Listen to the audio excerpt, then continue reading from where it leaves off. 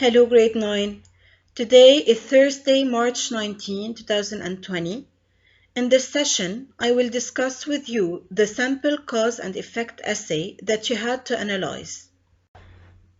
So, this essay is about the climate change, and the writer is discussing the effects of climate change.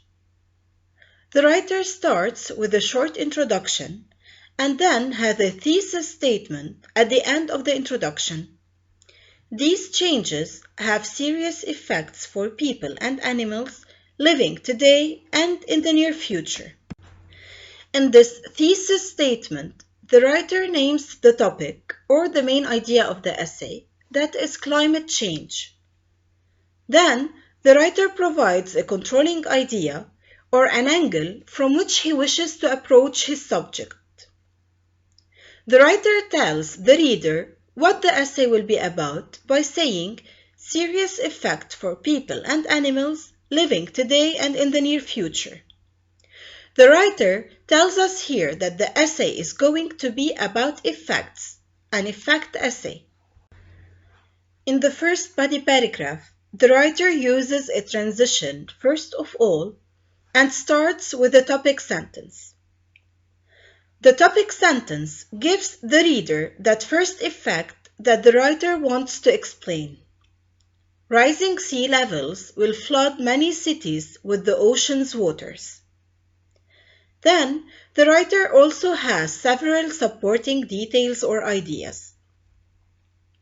The first one is, this will make some islands be completely covered, so people have to move to higher ground.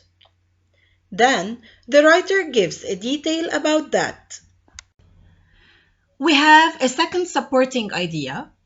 The cost of this relocating will be billions of dollars, which individuals and governments will have to pay for.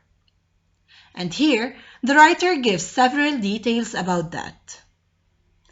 Then, we have the third supporting detail.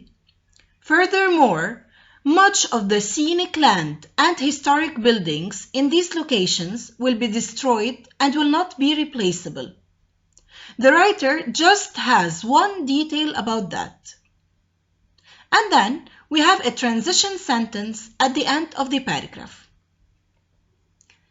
Can you think of any specific details that would have helped develop this body paragraph? Let's look at the next body paragraph. The writer used another transition.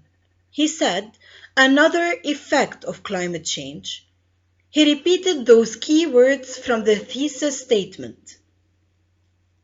And the second effect is the melting ice caps and snow cover in cold climates. First, the writer tells the readers about the Arctic creatures, that means the animals in the Arctic, and then gives an example using the transition for example. We see the next supporting idea with the transition also, and the writer kind of combines this supporting idea with the examples of the wolves and deer and fish. The writer gives a few more details about this and tells the readers what that effect will be. So, that body paragraph only has two supports, and the second supporting idea had several details. It would have been better if the writer thought of a third supporting idea. For the last body paragraph, the writer uses the transition finally, and then the writer used a topic sentence to tell us the third effect. Climate change is making more storms and making the storms worse. The writer uses the transition first for the first supporting idea. The first supporting idea is about tornadoes, those big twisting wind storms, and they are very violent. That's the first type of storm that the writer mentions. Then we have another transition also, and the writer talks about hurricanes, and gives an example of the famous hurricane that hit the United States a couple of years ago.